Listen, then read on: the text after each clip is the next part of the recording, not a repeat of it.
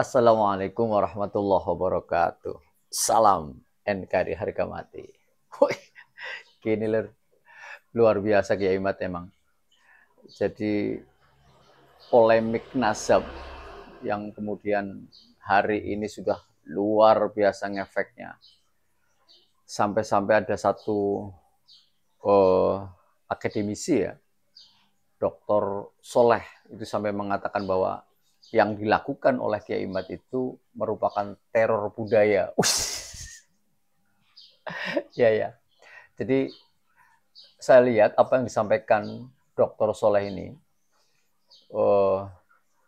bahwa dalam dekade 2 tahun atau 1 tahun terakhir ini betul-betul mampu membuat sesuatu yang sudah mentradisi, sesuatu yang sudah melekat pada pribadi-pribadi para habaib ini, itu betul-betul menjadi pecah, jadi pecah, jadi apa ya, jadi goyah gitu kan.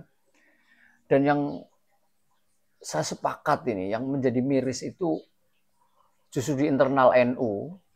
Kita kan tahu bahwa persoalan habaib ini lebih banyak hanya di internal NU, karena teman-teman Muhammadiyah juga dari awal tidak percaya lah, apalagi Al-Irsyad misalkan.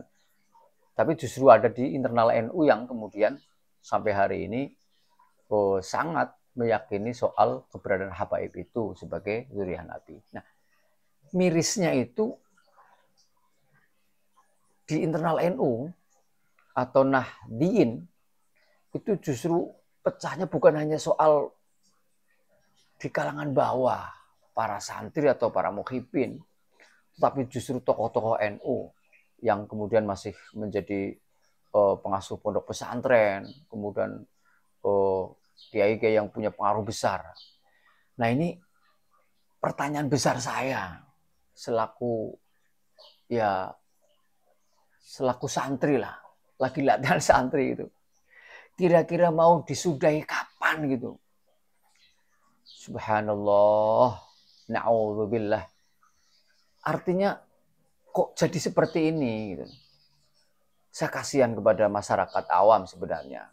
Mereka yang kemudian beda-beda efeknya ini. Mudah-mudahan ini tidak terjadi lah. Jadi mudah-mudahan baik yang tadinya mukhibin, kemudian gara-gara mengikuti tesisnya Kiai Imad kemudian menjadi, bahkan ada yang mengistilahkan taubat, ada juga yang mengistilahkan murtad itu kalau di teman-teman bawah itu. Artinya mereka menjadi tidak lagi mengikuti Habib. Ini akhirnya harus bertabrakan dengan sesama Muslim yang tadi sama-sama mukhibin. Belum kemudian kelompok Nahdliyin yang dari awal sebenarnya protes. Ya tentunya kan lepas dari pembahasan soal terputusnya nasab atau soal nasib nasabnya Ba'alawi ini kan memang banyak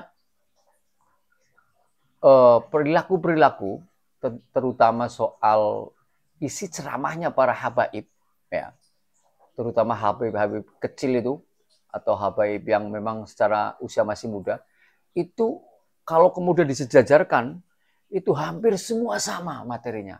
Ada satu materi yang wajib, yaitu bagaimana mendoktrin kaum muslimin atau audiennya itu betul-betul harus sepenuhnya mengagungkan para habaib itu. Ini yang menjadi PR besar sebenarnya. Andaikan materi-materi ini kemudian disudahi, kemudian yang di bawah saling menyadari, ini akan mengakhiri konflik ini loh. Bagi saya takutnya inilah awal dari sebuah desain besar yang memang ingin membubarkan NKRI, dimulai dari bubarkan atau ricuhkan Nahdlatul Ulama. Na'udzubillah min dzalik. Mudah-mudahan ini tidak terjadi.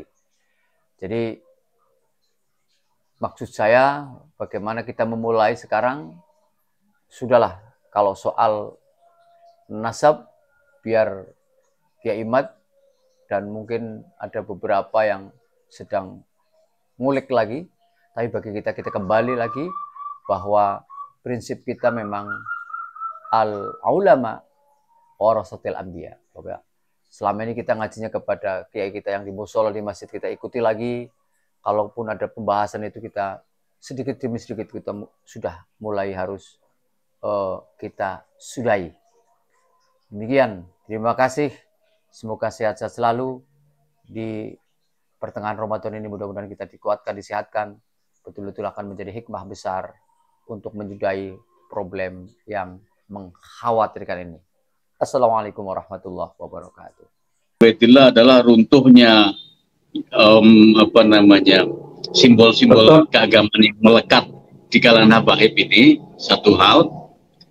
Sisi hal lain itu pasti diikuti oleh secara pelan adalah hegemoni sosial memudar, kemudian ritual-ritualnya ditinggalkan, pengajian-pengajiannya akan sepi.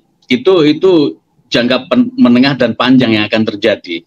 Nah, saya melihat bahwa di Jakarta dan sekitarnya pengajian-pengajian dari kalangan habaib itu juga tidak seramai ketika 10-20 tahun lalu saya di Jakarta.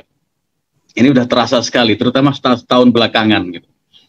Nah, tapi sebenarnya yang lebih miris adalah, dan saya yakin ini di luar yang dipikirkan Kiai Imaduddin, adalah ketika katakanlah sejumlah kiai-kiai yang tidak mengikuti, tidak berbaiat ke salah satu tarekat yang ada, yang selama ini membaca Syamtud Diror, yang selama ini membaca Rotib Haddad, kemudian tiba-tiba ramai-ramai meninggalkan Rotib Haddad, kemudian berbaiat tarekat. Ini juga tinggal menunggu waktu sebenarnya. Nah, kemudian efek yang terakhir itu bisa saja bahwa Priok sepi, Kalibata Habib Kunjung sepi, kemudian yang lain-lain juga sepi. Karena ini yang disampaikan oleh Kiai Imad ini itu teror budaya.